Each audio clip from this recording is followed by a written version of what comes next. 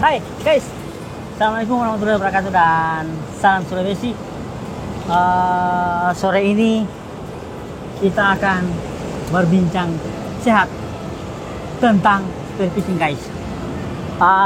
Topik kita kali ini adalah membahas tentang spear gun, karena masih ada ternyata begitu banyak teman-teman, saudara-saudara kita menanyakan spear gun yang ideal untuk mereka, karena sejauh ini perkembangan spear gun sudah sangat luar biasa guys. Yang dulunya masih konven yang pijit-pijit manual kayak jubinya Sangir atau spear gunnya Bajo, di sini dengan agak sedikit berjalannya waktu, perkembangannya sangat-sangat signifikan guys. Pokoknya ada banyak, mungkin sudah 5 lebih jenis spear gun. Oke guys, dan di dalam spear gun ini, ternyata guys sangat-sangat faktor yang sangat mendukung dan merupakan salah satu komponen utama dalam spear gun adalah topik pembahasan kita kali ini guys, yaitu trigger atau apa, mekanis atau ada banyak namanya, yang jelas tempat kuti-kutinya itu guys, itulah trigger namanya. Dan jenis trigger ini kebetulan kita mengundang khusus pembuat, pengrajin, seller, serta maker terbaik guys. Hai guys, kenalkan saya Yunus Jabar dari Archer Spear Gun Gorontalo. Jadi topik kita kali ini bersama Mr. Kom akan membahas tentang mekanis trigger guys. Kira-kira dalam pembuatan mekanis ini, trigger. Ini ada berapa jenis trigger sih sebenarnya? Karena spear gun saja yang sudah ada ini sampai dengan saat ini mungkin sudah terlalu banyak modelnya, dan powernya mungkin sudah terlalu, karena kalau menurut penilaian saya semakin tinggi powernya otomatis berpengaruh di mekanis, mungkin agak keras ininya atau bagaimana. Mungkin bisa dijelaskan sedikit tentang mekanis ini, Om? Betul sekali Mr. Kom.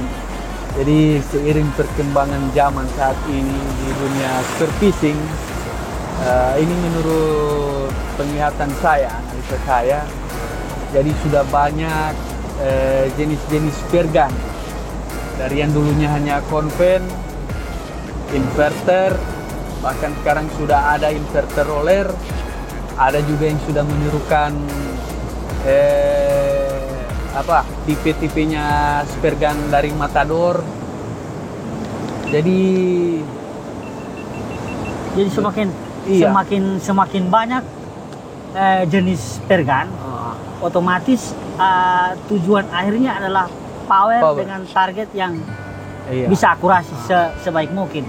Tapi kalau menurut saya, maksudnya di spear gun ini kan ada banyak komponen yang ada di situ. Salah satunya kan yang Om Yunus katakan bahwa trigger peran utama itu sangat berpengaruh. Betul. Karena kenapa?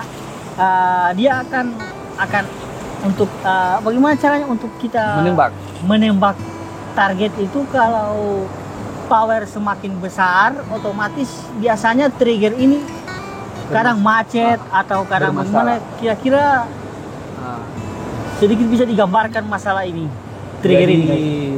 Pengalaman saya selama membuat mekanis trigger ini, pernah, bahkan sering kendalanya itu keras dan lepas sendiri. Jadi terkadang itu kalau dia keras power karet itu bukan jumlah karet, tapi power karet. Power karet yang sudah melebihi kapasitas dari yang mekanis ini mampu tahan. Berarti yang membuat kadang trigger mati ini karena powernya sudah berlebihan, overdosis istilahnya. Begitu juga dengan mekanis yang masalahnya lepas sendiri. Jadi semakin beban, semakin berat beban karetnya, kadang dia lepas, kadang juga dia keras. Jadi begitu. Jadi berarti Yunus membuat trigger ini berarti maksudnya sudah bisa mengkategorikan dong. DP istilah ada yang khusus cuma untuk trigger malam atau panah malam yang power di bawah, atau semakin tinggi powernya apakah ada mekanisme atau triggernya itu semakin kadang orang begini Mr. Kong, orang berpikir trigger itu semakin lembut dia semakin bagus untuk dipakai. Kadang juga orang tidak memperhatikan beban yang bisa ditahan oleh mekanis trigger ini. Luar biasa. Berarti memang. Terus jadi kesimpulannya ya kita sesuaikan, karena di sini kan jenis trigger kan sudah bermacam-macam, dari yang konvensional, yang reverse. Itu pun reverse ada yang pakai roda, satu roda dengan yang dua roda. Sebentar. Berarti seiring dengan berjalannya waktu, dengan maksudnya perkembangan ini gun yang semakin luar biasa hebatnya ini, ternyata trigger juga berkembang. Iya, menyesuaikan. Karena permintaan sekarang kan kebanyakan Sparrow maunya kan yang power besar, lurus targetnya. Iya. Bisa menembak di jarak 5 sampai 6 meter ke atas, maunya begitu. Jadi otomatis dibutuhkan power yang besar dengan juga trigger yang mumpuni, mampu menahan beban berat tapi juga tidak keras, juga tidak jebol pas dia menahan beban karet. Luar biasa guys. Berarti Om Yunus maksudnya dalam sudah beberapa tahun terakhir ini membuat mekanik, sudah berapa jenis maksudnya yang Om Yunus ketahui, yang Om Yunus buat jenis triggernya ini? Jadi kalau untuk sekarang saya sudah berapa ya, satu trigger malam yang konvensional malam. Ada juga yang konvensional untuk siang. Ada reverse yang biasa yang tanpa roda. Terus juga ada yang reverse single roda, satu roda. Yang double roda. Luar biasa. Berarti sudah 5. Sudah 5. Berarti 5. Guys, ternyata sudah 5 jenis yang dibuat. Yang pertama untuk konven malam, yang biasa untuk power tidak terlalu besar, membutuhkan power, tapi karena ikannya sudah terlalu ikan tidur yang kita tembak guys. Untuk konven malam, konven siang. Konven siang juga ternyata beda triggernya dari yang konven malam. Karena kalau siang itu dia powernya juga sudah yang lumayan besar, harus besar. Karena daya recoilnya juga sudah semakin kuat. Yang ketiga reverse biasa tanpa roda. Terus itu yang reverse biasa itu yang tanpa roda itu diperuntukkan untuk seperti apa? Bisa juga untuk konven ya? Bisa untuk gun konvensional, bisa juga untuk inverter roller, tergantung kebutuhan. Bebannya tergantung kebutuhan. Ini kalau kita berbicara tergantung kebutuhan, otomatis kita itu butuh yang lebih dengan power yang kuat dengan ini kalau mau kita gambarkan. Tetapi untuk jenis ketiga ini yang reverse biasa ini bisa maksudnya dipakai untuk malam juga bisa dipakai. Bisa sekali. Malahan dia bisa lebih awet. Terus untuk power track shaftnya bisa lebih panjang. karena dia agak ke belakang. Luar biasa. Nah, perbedaan antara trigger konvensional biasa untuk malam, kalau kita ganti dengan trigger reverse di malam, otomatis power track shaftnya itu mundur ke belakang, jadi dia nambah sesuai dengan Berapa senti? jarak trigger konvensional yang sebelumnya dia pakai. Jadi dia agak ke belakang, otomatis power karet lebih tambah untuk berat. Pengaruh tembakannya untuk Tembakan juga agak lembut, tidak terlalu kuat. Kalau untuk reverse ya masih lumayan. Jadi reverse tadi yang ketiga guys. Yang keempat reverse satu roda. Reverse satu roda juga ini diperuntukkan, ternyata juga kelas-kelasnya ini memang kelas 1, 2, 3, 4, 5 ini pada dasarnya. Kita ngopi dulu guys. Perbincangan sehat kali ini kita harus ngopi di pantai. Itu iklan guys. Reverse biasa, reverse satu roda, dan reverse dua roda. Otomatis di kelas-kelasnya ini, kalau kita menggunakan reverse dua roda, bisa dipakai di empat-empatnya ini guys. Oke, mengerti sampean? Reverse untuk trigger yang reverse paling atas itu reverse dua roda, bisa kita gunakan di gun malam, gun siang, gun pagi, gun sore, apa segala, yang konven, yang inverter, yang roller, apa segala, dia bisa digunakan secara keseluruhan karena dia sudah menggunakan dua roda untuk memperhalus kuti-kutinya guys. Kalau yang menggunakan satu roda mungkin bisa dijelaskan. Kalau untuk penggunaan satu roda ya lebih dari yang tanpa roda. Tapi maksudnya DP kelebihan penggunaan gun, maksudnya spare gun seperti apa yang bisa semua berarti bisa, tapi dia tetap lembut. Walaupun powernya lebih besar, power besar, tapi dia masih bisa dia menahan, dia bisa ini. Berarti untuk yang kelas 2-nya, kelas satunya reverse dua roda, yang kelas 2-nya reverse satu roda, dan kelas 3-nya reverse biasa yang tidak ada rodanya, masih bisa menggunakan untuk jenis reverse. Dia bisa masih menggunakan semua gun yang ada sekarang, powernya. Tapi untuk kenyamanannya itu silahkan pemirsa mengklasifikasinya, karena kalau suka ingin yang lebih bagus, ingin yang lebih akurasi, ingin yang lebih enak, tetap kelasnya ada kelas 1 guys. Dan otomatis kalau merujuk ke semua 5 jenis ini, harganya pasti beragam. Betul. Jadi karena pembuatannya mungkin lebih rumit, semakin apa ya, tinggi kelasnya. Dari yang konvensional sampai yang reverse double roda, harganya berbeda karena tingkat kesulitan pengerjaan itu berbeda-beda juga. Untuk ya masing-masing ada kelebihan, ada kekurangan juga. Jadi trigger itu seperti itu guys. Jadi kita gunakan di gun seperti apa, kita mau pingin gun seperti apa, kita kembalikan ke spare masing-masing guys. Betul. Karena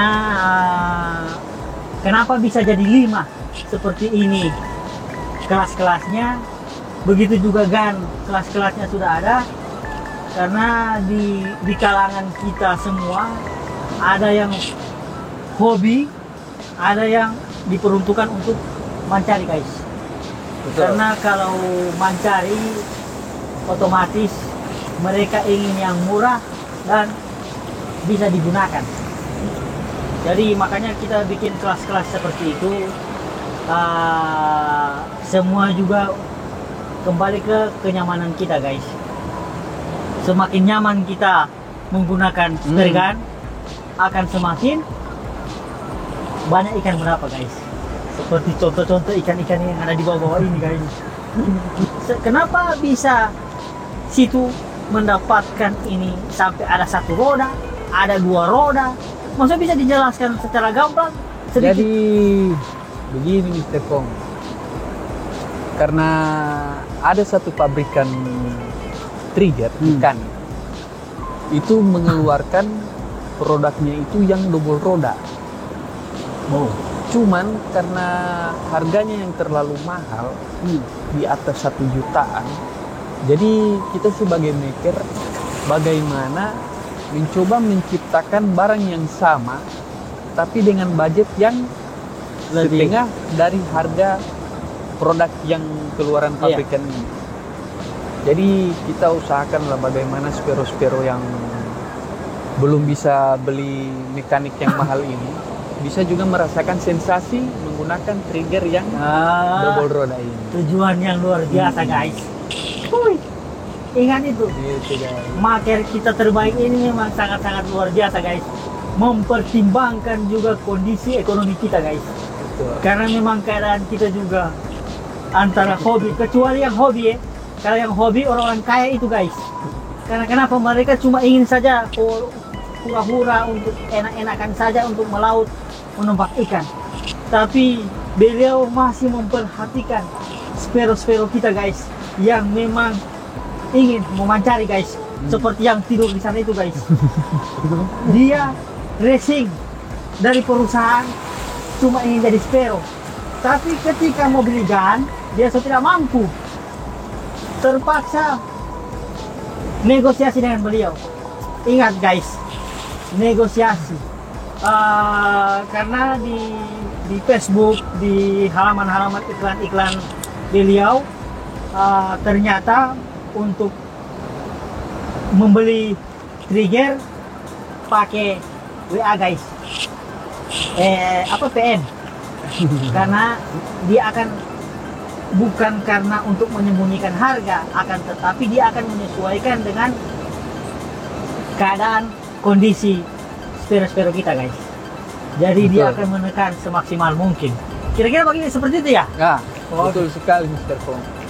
Jadi saya terkadang kalau ada calon konsumen yang datang, saya tanya dulu dia mau pesan trigger untuk peruntukan gun seperti apa. Kalau umpamakan dia minta untuk spare gun malam, ya saya arahkan dulu ke yang paling murah. Ini om, kalau om mau ini yang paling murah. Dan memang peruntukan hanya untuk spare gun malam. Beda lagi kalau umpamakan dia mau minta yang lebih, oke. Saya sebagai maker atau penjual harus mengiyakan apa yang diminta oleh konsumen.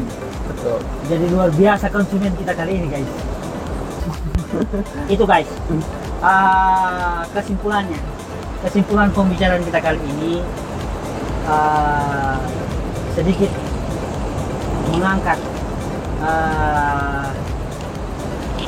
spero-spero kita yang ternyata agak-agak susah memancari bawah panah ini guys. Dibanding mereka yang hobi-hobi seperti beliau itu Bang Kanan itu guys, dia hobi, makanya dia koleksi dia pegangan banyak. Tapi yang lain juga tidak menutup kemungkinan juga pingin yang bagus-bagus, tetapi harga yang agak miring, di bawah sedikit. Maksudnya tidak juga, kita akan menyesuaikan dengan kondisi. Yang penting chat di nomor WA di bawah ini guys. Oke, nomor WA di bawah ini untuk Acer spare gun Gorontalo. Acer spare gun Gorontalo, karena pembuatan trigger ini di Gorontalo guys. Oke guys,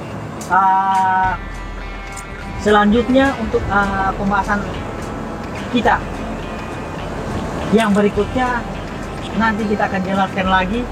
Cuma untuk kali ini pembahasan trigger kita akhiri guys dengan rincian-rincian detail seperti itu, karena semua penggunaan spare gun, penggunaan gun, tetap ada beberapa komponen yang ada di situ, dan kita selaku pengguna menggunakannya harus senyaman mungkin. Jadi kita cari spare gun yang enak, yang cocok untuk kita, karena spare gun yang mahal dan yang murah tidak bisa menjamin kenyamanannya. Oke guys, terima kasih. Bincang chat kita kali ini kita akhiri. Oke guys, assalamualaikum warahmatullahi wabarakatuh dan salam Sulawesi. Woo!